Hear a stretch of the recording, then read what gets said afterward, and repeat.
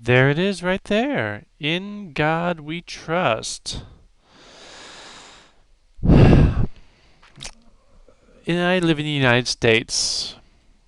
I need to use money every day. I handle money.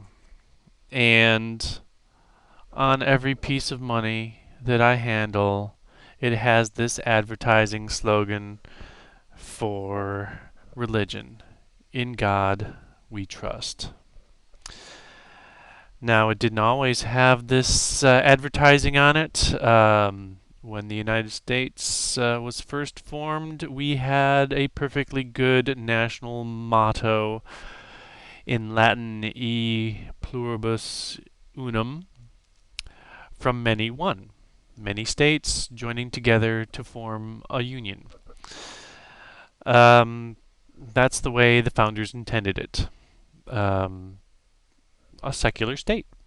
They were pretty tired of the religious wars, religious tests.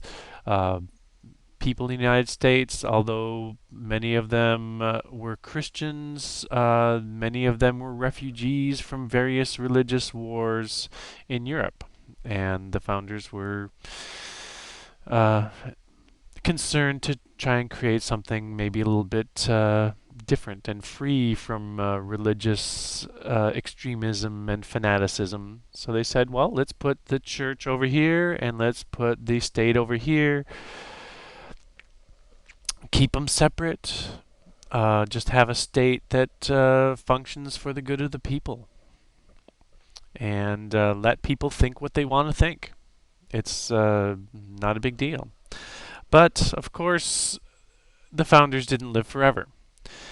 And once the founding generation of Americans, some of the great names were cold in their graves, agitation started by religious extremists to put more religion into the government. In fact, one of the things that happened in the United States called the Civil War. The Southern Confederacy of States were concerned that the original Constitution was too atheistic and too godless. So they were very careful to put more explicit references to Jesus and the Christianity into their Constitution. Knowing that, well, the more a nation honors God, the more successful it will be. It was an interesting little experiment. Anyhow, during the Civil War times was when the agitation for more religion in government gained more traction. Um, anyway, so they started uh, passing new laws to allow religious slogans to be put on money. Before that, it was forbidden to put any motto other than E pluribus unum, our national motto, on the money. So laws had to be passed. This was a very deliberate thing. But it wasn't really until the 1950s, nearly 100 years later, that they succeeded in basically putting a religious slogan, "In God We Trust," on all our money. So every day, I, as an atheist, have to handle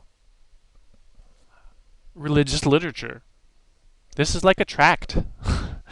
Now, it's funny to me just because, as I recall from reading in the Bible, Jesus had a couple of things to do with money. One of which was, oh, look, here's a coin. It has Caesar's picture on it.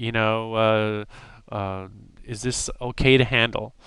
Um, and he said, render unto Caesar what is Caesar's, and render unto God what is God's. You know, kind of like a primitive version of separation of church and state. One thing I don't recall Jesus saying in any of the interpretations or versions of the Bible is that Jesus looked at the coin and said, "Oh, that should be my picture on there. Oh, my name should be on there." He never said that, as far as I know. Um, But religious extremists think that this should become a religious country. And so they do things like put their advertising on money. So anyway, here's the point. A thought experiment for Christians who think that atheists don't have anything to complain about. Imagine that instead of saying, "In God we trust," imagine all the money said, "There is no God." You had to handle this every day to pay your rent, to buy food for your kids, the money that you put in the collection plate when it goes by in your church.